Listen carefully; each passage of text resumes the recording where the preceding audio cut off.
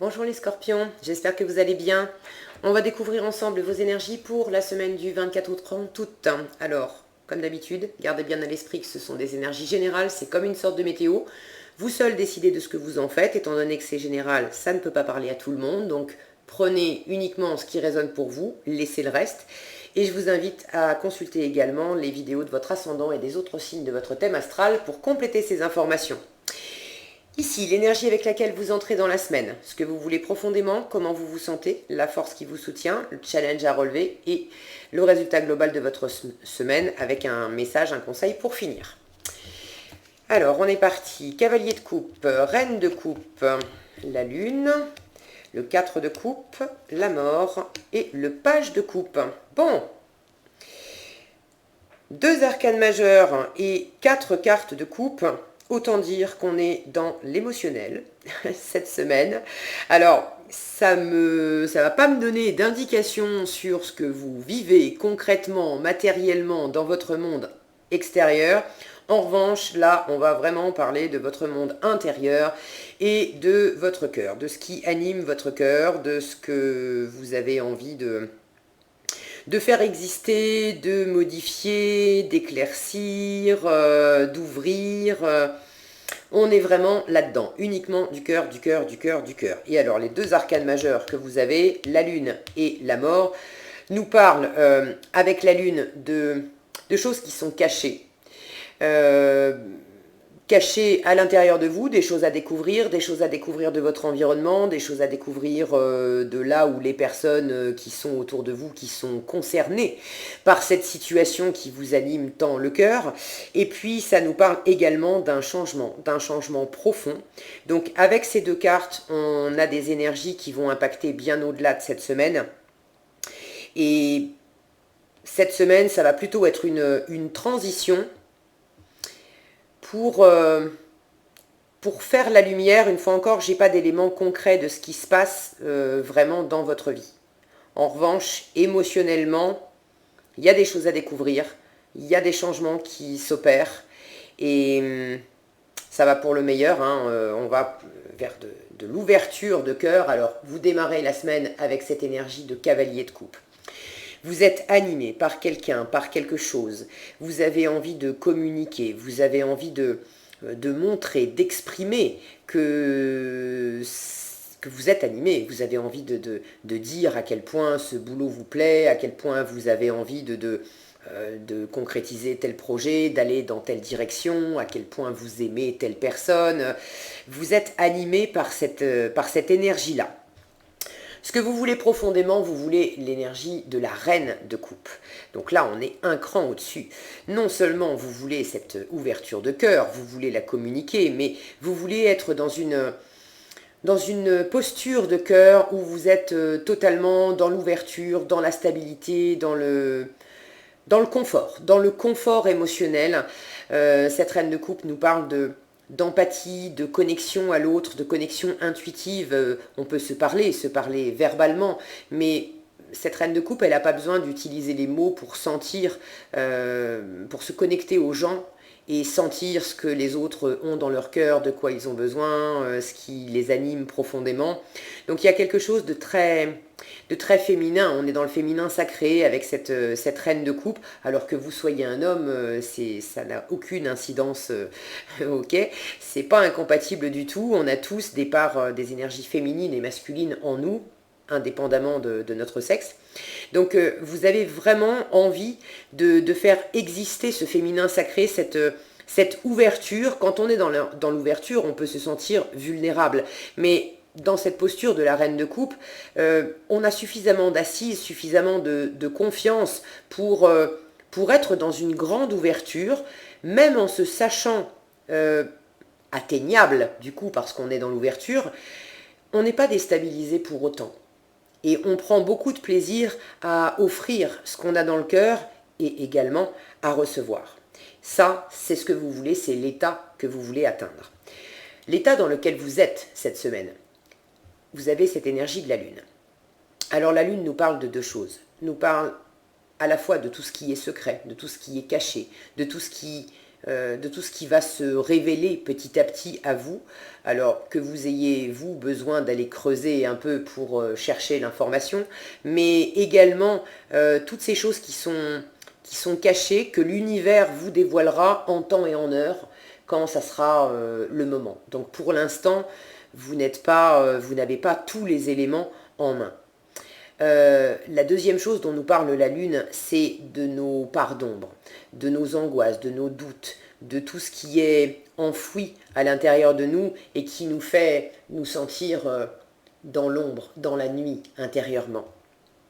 Donc pour certains, vous êtes dans une forme d'ombre, avec des peurs, des angoisses, des doutes qui se réveillent, possiblement par rapport à une relation. Évidemment, on a quand même ce page de coupe, ce cavalier de coupe qui nous parle d'amour, qui nous parle de déclarer notre amour, mais ça peut très bien s'appliquer dans un domaine professionnel ou dans un projet artistique, ou bref, il y a quelque chose ou quelqu'un qui vous tient vraiment particulièrement à cœur, vous avez envie de vous ouvrir à cette situation ou à cette personne, vous avez envie de communiquer, vous avez envie de dire à quel point ça vous anime, ce que vous avez envie de faire, etc. Et en même temps, ça vous ramène à l'intérieur de vous à des angoisses. Parce que, bon, on a tous eu des expériences dans nos vies, et quand bien même on est très animé par un projet ou par une personne, je vous disais, dans cette ouverture, on a aussi de la vulnérabilité. Donc il est possible que ça vienne réveiller des choses en vous. Vous avez en force cette énergie de 4 de coupe. Alors, quand on voit cette tortue, enfin tortue, je sais pas quoi, parce qu'elle est un peu, c'est un animal un peu bizarre. Bref, voilà. Elle n'a pas l'air super heureuse, et puis il y a une notion un peu triste là-dedans. Rapporté aux doutes et aux angoisses, il est possible justement que vous ayez besoin de laisser remonter ça, de les laisser exister, de les laisser remonter. Et ça sera une force, justement, parce que ça vous permettra de les mettre en lumière. Bon, là, il fait pas bien jour non plus, mais on est sorti de la nuit, d'accord? Il y a le jour qui se lève, le soleil qui va commencer à percer, d'accord? Donc ça peut être une force pour ceux à qui ça parle réellement d'anxiété, de doute, de parts cachées qui remontent en vous.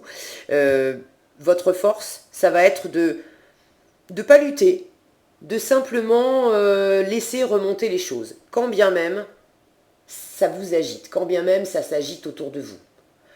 Ne cherchez pas à en faire quoi que ce soit. Les émotions, elles sont faites simplement pour être ressenties, d'accord? Donc votre force, cette semaine, ça va être de simplement les ressentir. Le temps qu'elles existent, le temps qu'elles sont là, elles sont là. Maintenant, vous avez une belle opportunité qui est dans votre environnement, qui est vraiment pas loin. Vous savez peut-être même déjà de quoi je parle. Mais vous n'êtes peut-être pas encore tout à fait dans l'état émotionnel qui vous permet d'en profiter pleinement et d'être dans cette énergie d'ouverture pleine, entière, confiante, stable de reine de coupe. Okay. Donc si vous vous sentez un peu agité par des choses qui remontent à la surface, eh ben c'est ok, ça sera une force. Laissez-les remonter. Elles remontent et puis hop, elles se libèrent, et au moins après ça va vous dégager l'horizon de manière à pouvoir profiter de la nouveauté. Okay. Cette carte nous parle également de stagnation, d'apathie. On est posé, on ne bouge pas, on laisse les choses s'agiter autour de nous, mais on ne bouge pas. Donc ça peut être également une force pour vous cette semaine, de ne pas chercher à entreprendre quoi que ce soit. Je ne vous dis pas de rester cloué sur un rocher toute la semaine sans rien faire concrètement, mais dans ce qui vous anime profondément, ne cherchez pas à forcer la situation, à essayer de maîtriser les choses, parce qu'il y a des éléments de toute façon qui vous échappent. Pour ceux à qui ça parle de relations amoureuses, de rencontres amoureuses, de renouveau amoureux, bref, d'une interaction avec quelqu'un qui vous tient vraiment à cœur. Quand je vois ces deux personnages, ça me dit que vous avez besoin aussi cette semaine de prendre du temps pour écouter, pour juste être ensemble, y compris si ça doit vous agiter un peu. Mais qu'à travers ces interactions, de simplement être en présence, vous allez découvrir des choses. Vous allez apprendre des choses. Vous avez besoin d'échanger, d'apprendre à vous connaître. Peut-être aussi d'échanger justement sur vos vulnérabilités, de vous livrer un peu, de vous montrer à l'autre également dans vos insécurités et de découvrir l'autre également dans les siennes. Quoi qu'il en soit, ne pas chercher à forcer la situation, à faire des choses, laissez exister ce qui existe cette semaine. Et si ça s'agite dans votre cœur, eh ben c'est ok, n'en faites rien. En fait, cette carte, elle vous dit, mais reposez-vous. Posez-vous là où vous êtes avec ce qui existe pour l'instant dans votre cœur et laissez les choses se faire. La mer peut être agitée, mais à un moment, elle redeviendra calme comme ça. D'accord ? Et tout le ciel sera complètement éclairci. Et vous allez vers ça. Vous allez vers ça parce que en challenge, vous avez cette carte de la mort. Cette carte, elle nous parle de changement, et de changement profond, de changement durable. Donc, si elle est en position de challenge, c'est vous n'êtes pas confortable avec cette notion de changement. Ça représente quand même un défi pour vous. Ça peut justement vous inquiéter et faire remonter des insécurités. Mais qu'il s'agisse pour certains de repousser un changement, et c'est en challenge parce qu'il faudrait laisser ce changement s'opérer, ou au contraire, de vouloir du changement et ça va peut-être pas assez vite à votre goût parce qu'il y a des éléments qui vous échappent et vous savez peut-être pas comment exactement opérer ce changement, notamment si ça implique une autre personne. Alors une ou plusieurs autres personnes, c'est pas forcément amoureux, ça peut être, vous pouvez très bien être en train d'avoir des projets avec des personnes, projets de travail ou bref, mais quelque chose qui vous anime profondément et tout ne dépend pas que de vous, donc vous appelez ce changement profond de vos voeux, mais vous pouvez pas tout faire tout seul, vous pouvez communiquer, dire ce qui vous plaît, ce qui vous anime, ce que vous voulez, vers quoi vous voulez aller, mais après vous êtes tributaire des autres, il faut bien attendre leur réaction à eux, leur retour à eux et voir comment ça va se construire. Donc que ça soit pour repousser le changement ou pour essayer d'attirer plus vite ce changement, quoi qu'il en soit, cette notion de changement, elle représente un défi pour vous cette semaine. Ça peut effectivement vous agiter, ça peut vous ramener dans votre intériorité, dans vos zones d'ombre, mais j'ai envie de vous dire, c'est vraiment un cadeau et une bénédiction parce que vous êtes guidé et c'est une occasion en or d'en apprendre davantage sur vous-même, de laisser les choses se faire aussi de manière à laisser la lumière émerger sur la situation que vous traversez. Et puis c'est une occasion pour ceux à qui ça parle de relations et de relations plus intimes, plus amoureuses. C'est aussi une occasion, un temps qui est nécessaire pour découvrir l'autre. On peut se sentir très attiré par quelqu'un, avoir même démarré une relation et puis sentir que on a un avenir, il y a un avenir prometteur, on a envie de construire quelque chose ensemble, on est animé par le cœur.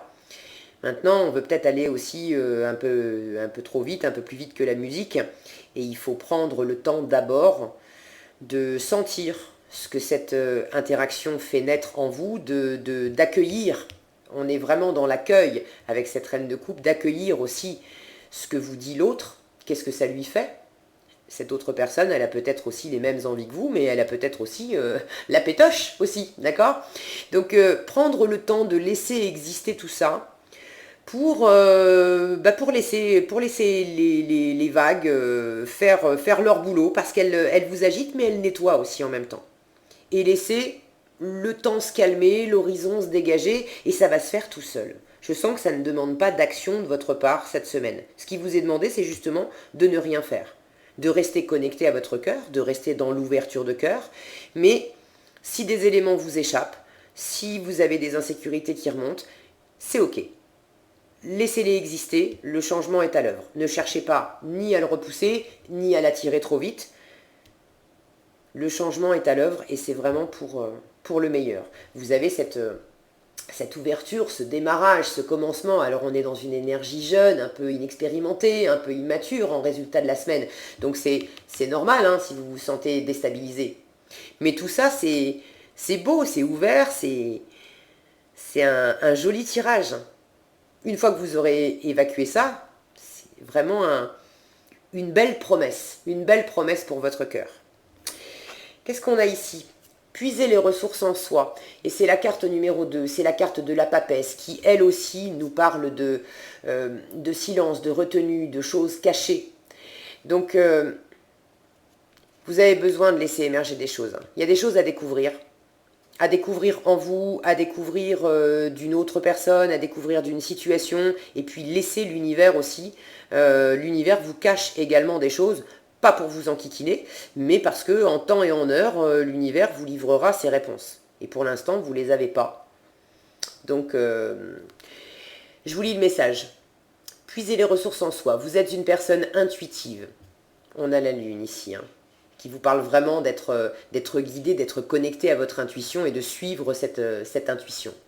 Vous êtes une personne intuitive et ce que vous ressentez tout au fond de vous n'est pas anodin. Alors ça, c'est sûr, on avait compris, entre ce page, ce cavalier et cette reine de coupe, on est dans une ascension de la coupe, c'est sûr que c'est pas anodin.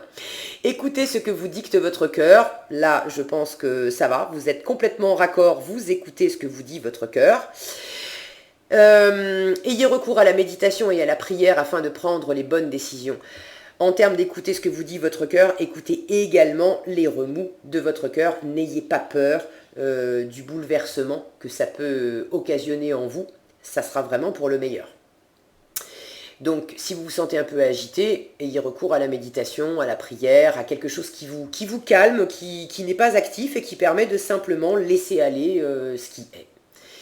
N'agissez pas de manière impulsive, donc ça, je pense que vous avez compris le message, et soyez patient avec vous-même.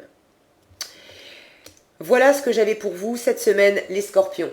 J'espère que cette vidéo vous sera utile. Si elle vous a plu, je vous invite à la liker, la partager, la commenter.